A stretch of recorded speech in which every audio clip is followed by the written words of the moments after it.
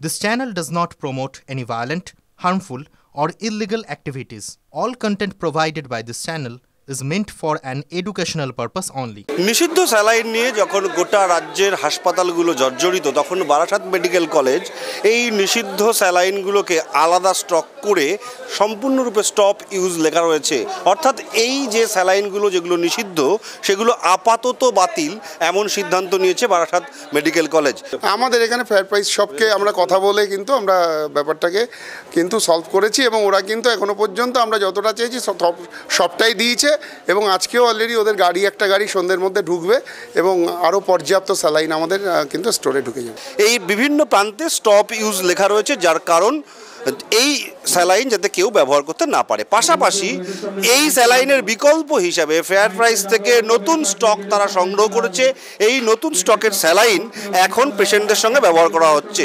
প্রসূতি বিভাগ থেকে শুরু করে যে কোনো ওয়ার্ডে যদি যাওয়া যায় তাহলে দেখা যাচ্ছে যে নতুন যে স্যালাইনের স্টক এসছে এই স্যালাইনগুলোই কিন্তু এখন সম্পূর্ণরূপে ব্যবহার হচ্ছে এবং বারাসাত মেডিকেল কলেজের সুপার সুব্রত মণ্ডল দাবি করছেন যে তারা পর্যাপ্ত স্যালাইন পেয়েছেন, অর্থাৎ এই পুরনো স্টক ছাড়াই যে নতুন স্টক তারা করেছেন তাতে কোনো ওয়ার্ডে কোনো পেশেন্টের স্যালাইনের অভাব হবে না, বাইরে থেকে কেনার প্রয়োজন নেই, এমনটা দাবি বারাসাত হাসপাতালের সুপার সুব্রত মণ্ডলের।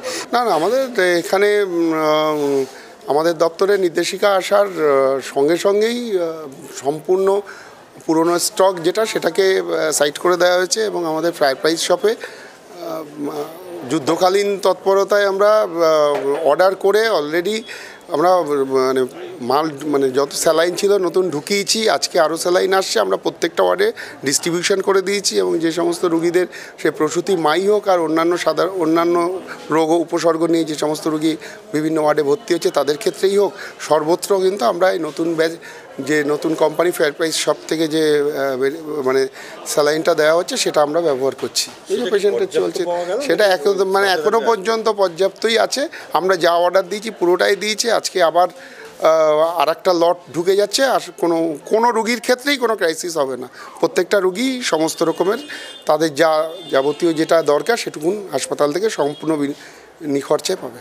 সেগুলো আলাদা স্টক আলাদা সরিয়ে রাখা হয়েছে, তারপরে পরবর্তী নির্দেশিকা যখন আসবে তখন আমরা দেখব। এখন আপাতত সমস্ত ওয়ার্ড থেকে গোটা হাসপাতালে টোটালটাই সরিয়ে দেওয়া হয়েছে।